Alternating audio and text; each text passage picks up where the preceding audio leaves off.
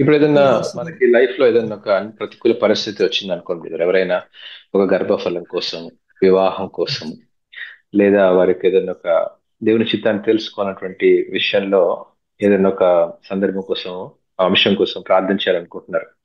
మనం వారికి ఎలాంటి సలహా ఇవ్వచ్చు? ఉపవాసం ఉండి ఎలా ప్రార్థన చేయాలి? అంటే మీ మొట్టమొదటిగా దేవుని చిత్తం నెరవేర్చాలనే గట్టి పట్టుదల ఉండాలి.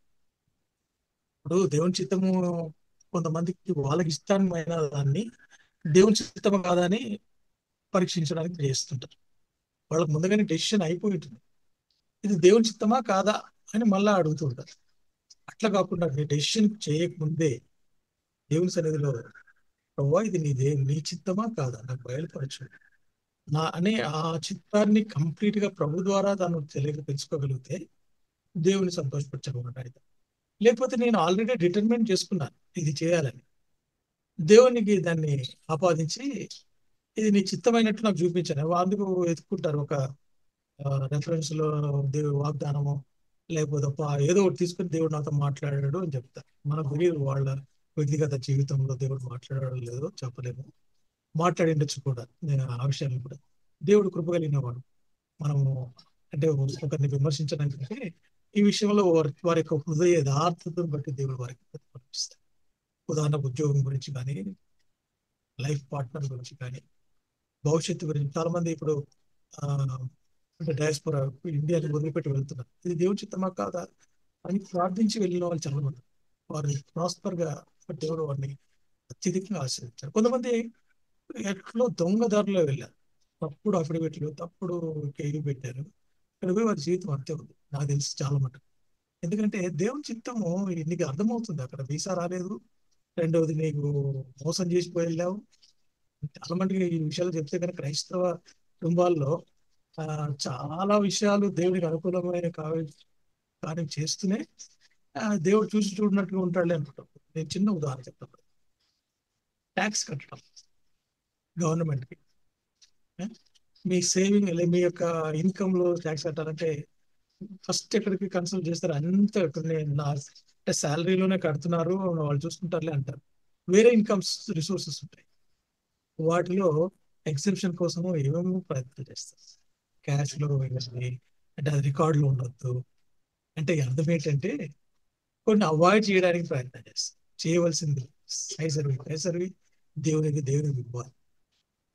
ప్రభు వారి యొక్క హృదయం ఎరిగిన దేవుడు కదా. వాళ్ళకి అందించి మంచి వాళ్ళకి అర్థం కాలే ఆ మాట పెట్టినప్పుడు తల తిరిగిపోయింది. కైసరికి ఇవ్వాల్సిందే అన్నం, దేవునికి ఇవ్వాల్సింది.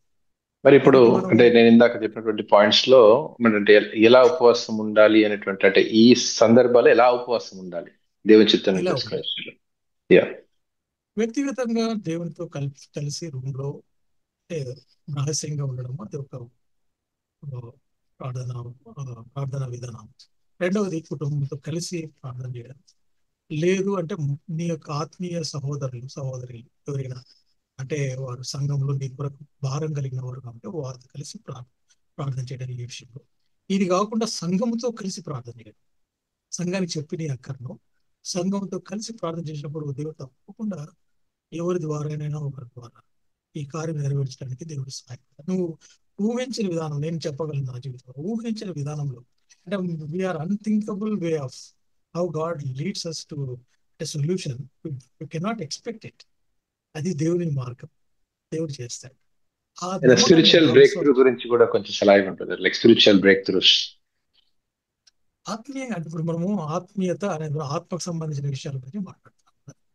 మనం ఆత్మలో వర్ధిల్లే కొలది, ఆత్మ విషయంలో మనం వర్ధిల్లే కొలది దేవుని సమీపంగా ఉంటాం. అంటే దేవుని యొక్క ఉద్దేశాలను నెరవేరుస్తాం. సమీపంగా ఉండడం అంటే ఏంటి? 24 గంటలు బైబిల్ చదవడము, 24 గంటలు దగ్గర చర్చకు పోవడం కాదు. ఎక్కడున్నా దేవుని సన్నిధిని అనుభవించడం, దేవునికి అనుకూలమైన సజీవ యాగముగా మనం సమర్పించుకోవడం, దేవుని చిత్తాన్ని చేయడానికి మనం తగ్గించుకొని ఆయనకు సమర్పించుకోవడం. అంటే ఆయన మన ఉద్దేశం ఒక రకంగా చెప్పాలి, యోనాలాగా పంపిస్తాడు. పొమ్మంటే అయిష్టంగా పోవాల్సి వస్తుంది. అలాగనే కొన్ని చోట్ల పోవద్దు అంటాడు. పోకుండా ఉండాల్సింది మనకి ఇష్టమైన కూడా వద్దు అంటాడు దేవుడు. మనం మాసిదోనియా కాల్ ఉంది కదా, ఆ, పౌలు జీవితంలో తాను ఎన్నోసార్లు పోవాలనుకున్నాడు వేరే చోటికి. కానీ దేవుని ఆత్మ ఆయన వెళ్ళనీయలేదు అని రాయబడింది. ఇంకో సందర్భంలో అదే అంటే మాసిదోనియా నుంచి కలలో మాసిదోనియా నుంచి ఒకడు వచ్చి మాకు సహాయం చేయమని అడిగాడు. దేవుడు అన్నాడు వెళ్ళు అన్నాడు. అంటే ఇవి ఏ విధంగా మనం తీసుకోవాలి? దేవుని యొక్క నడిపింపు ఏ విధంగా దేవుడు నడిపించాలి, వాక్యానుసారంగా ఉండాలి. వాక్యంతో దాన్ని ఉండాలి. రెండోది నీ హృదయంలో కలవరం పోతుంది. దేవుని చిత్తము, నేను ఎందుకు చెప్పాలి ఈ మాట అంటే, నువ్వు ప్రార్థించే ప్రార్థనలో జవాబు ఇచ్చినప్పుడు, దేవుడు ఇచ్చినాడు అని చెప్పినప్పుడు నీలో ఏ మాత్రమైన ఏ కోశాన కూడా డౌట్ ఉండదు. దేవుడి చిత్తం బయలుపరచబడితే ఇంకా దేవుడు సెకండ్ థాట్ ఉండదు. కాదా అవునా అనేది ఉండదు. ఎవరిని అడగవు. దేవుడు నాకు బయలుపరిచాడు, దేవుడు నాకు చూస్తుంటున్నాడు, దేవుడు ఇస్తా అన్నాడు. అంటే ఇంకా దాని మీద అంటే ప్రభువు నాకున్నప్పుడు ఇంకా నేను భయపడాల్సిన పని